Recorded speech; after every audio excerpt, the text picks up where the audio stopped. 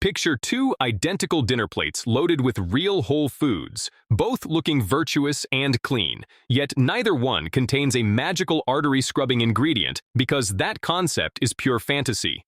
No single berry, no exotic oil, no powdered root performs that trick, and anyone claiming otherwise is either misinformed or trying to empty your wallet.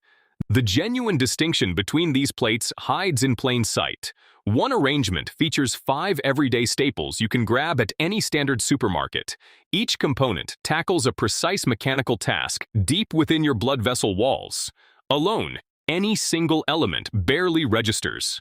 Combined on the same plate a couple of times weekly across decades, that modest effort compounds into something life-altering. About $8, roughly 15 minutes, and I will walk you through exactly where the science stands firm and where it wobbles. I would much rather earn your genuine confidence than chase applause. First, dedicate half a minute to understanding how arteries actually clog, because once you grasp the chain reaction, every food choice shifts from memorized rule to obvious logic. A healthy artery interior remains slick and pliable. Persistent high pressure scrapes away at that delicate surface. Elevated blood glucose does similar damage. Tobacco smoke accelerates the destruction. Wherever that inner lining gets scuffed, cholesterol-carrying particles slip beneath it and lodge there. Then, oxidation corrupts those trapped particles, and that moment matters enormously because your immune system only goes after the corrupted ones. The leftover rubble from that attack hardens into what doctors call plaque. Now, here is the pivot most explainers breeze past, and it fundamentally reshapes what you are chasing. Not every plaque behaves identically. Some deposits turn rigid and calcified, setting up like dried cement over many seasons, often sitting harmlessly for 20 years without causing trouble. Other deposits stay soft, inflamed, and dangerously fragile.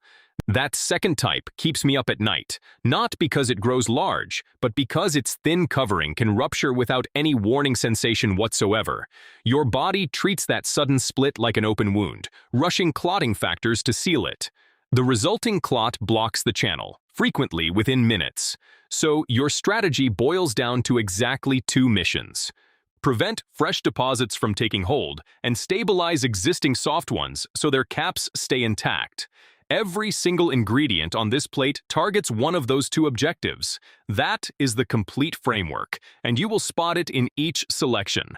Start building on a foundation of fatty fish, such as salmon, mackerel, sardines, or herring.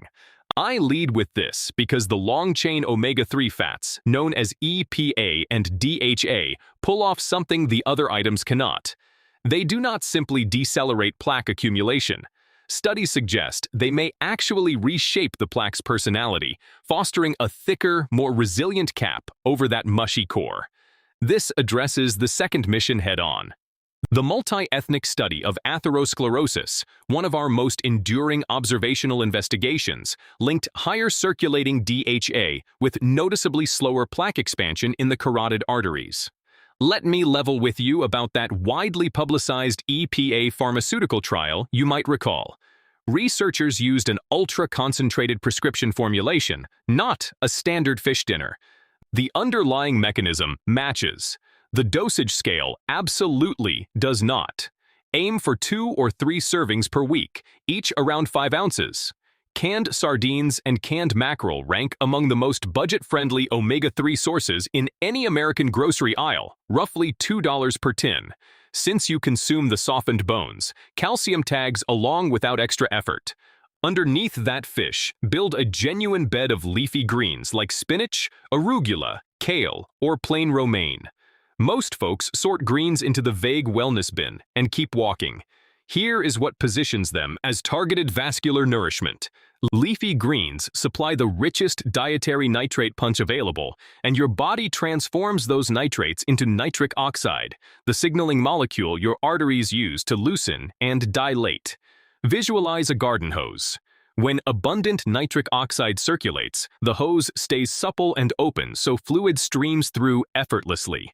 When levels plummet, the hose stiffens and narrows, forcing everything through under punishing pressure. That force lands squarely on those roughened spots we just discussed.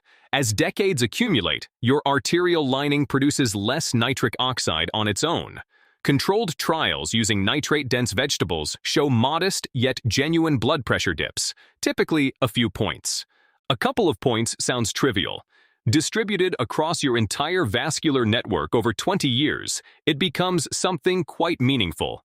Make the greens the true foundation of the plate, not a sad decorative fringe beside it. 2 generous handfuls works well. Raw is acceptable. Briefly wilted in olive oil surpasses that because some fat assists with absorbing the companion vitamins. By the way, we are closing in on 200,000 subscribers. If the channel delivers consistent value, tap subscribe. It takes barely a heartbeat, and I deeply appreciate it. Let us push forward. Third component, genuine extra virgin olive oil, not the refined impersonator, and that label distinction contains the entire rationale. The polyphenols, those antioxidant and inflammation-dampening compounds, get largely stripped away during industrial refining. One such compound, named oleocanthal, delivers that peppery tingle at the back of your throat when you sample a quality oil. In laboratory settings, it operates along the same enzymatic pathway that ibuprofen targets, though the actual potency levels are nowhere near comparable. There is a landmark trial worth knowing intimately. It goes by Predimed, published in the New England Journal of Medicine. Researchers tracked thousands of high-risk adults across multiple years. The cohort consuming a Mediterranean eating pattern featuring extra virgin olive oil experienced a substantially lower incidence of major cardiovascular events compared against the low-fat control group. That was whole food producing that outcome, not a pharmaceutical intervention. 2 to 4 daily tablespoons drizzled over the fish and greens after cooking rather than before preserves the delicate compounds. Source a reputable extra virgin oil and store it somewhere dim and cool. Let me pause momentarily, because 3 components deep, a reasonable skepticism has probably surfaced. If the magic lives in polyphenols and omega-3 fats, why not simply purchase the capsules? They sit on shelves everywhere. They are convenient. $30 per bottle. Here comes the uncomfortable truth, and it is not the answer the supplement industry prefers you to hear. When scientists isolate a lone compound, encapsulate it, and test it against a placebo, the outcomes are consistently flatter than what we observe when people consume intact whole foods. This pattern repeats so frequently, it now carries an official label in nutrition research circles, the food matrix effect. These chemicals seem incapable of functioning solo. They arrive packaged with fiber, with accompanying fats, with dozens of unidentified cofactors, and they apparently rely upon one another. The meal costs about $8. Begin there. Fourth element, cooked tomatoes. This surprises practically everyone because instinct screams that raw must be superior. For this specific biological purpose, raw usually falls short. Tomatoes pack lycopene, the pigment responsible for their crimson hue, and lycopene acts as a potent antioxidant. Recall the sequence. Oxidation converts harmless cholesterol particles into the corrupted version your immune system assaults. Lycopene appears to intervene precisely at that oxidation checkpoint. Here is the practical takeaway that matters in your kitchen. Lycopene becomes dramatically more bioavailable to your body when tomatoes undergo cooking, and even more so with accompanying fat present. So deploy cooked tomatoes alongside a splash of olive oil. Canned crushed tomatoes perform brilliantly here and cost roughly $1. The final addition to this plate, 1 tablespoon of chia seeds scattered over everything just before serving. Here is the reasoning behind why a humble seed earns real estate beside salmon. Chia carries unusually high concentrations of soluble fiber. Upon contact with liquid, it forms a viscous gel, a transformation you have witnessed if you have ever left chia soaking in water. That gel snares bile acids within your digestive tract.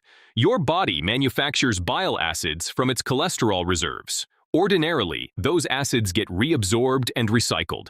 Trapped inside the gel matrix, they exit the body permanently, compelling your liver to synthesize replacements.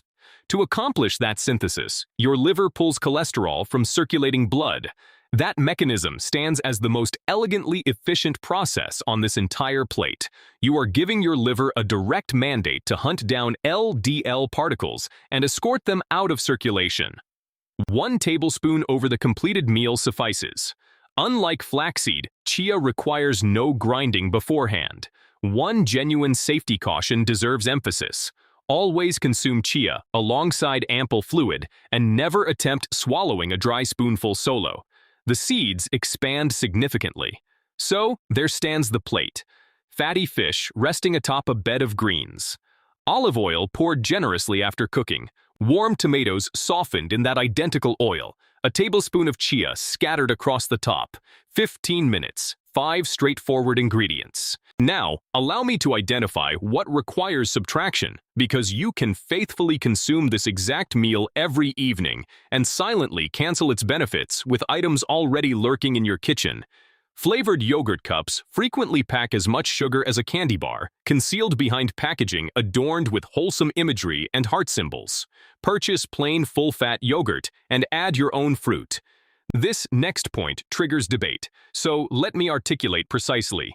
Even when the bottle proudly announces no added sugar, you are receiving concentrated fruit sugars completely divorced from the fiber that would normally moderate their absorption.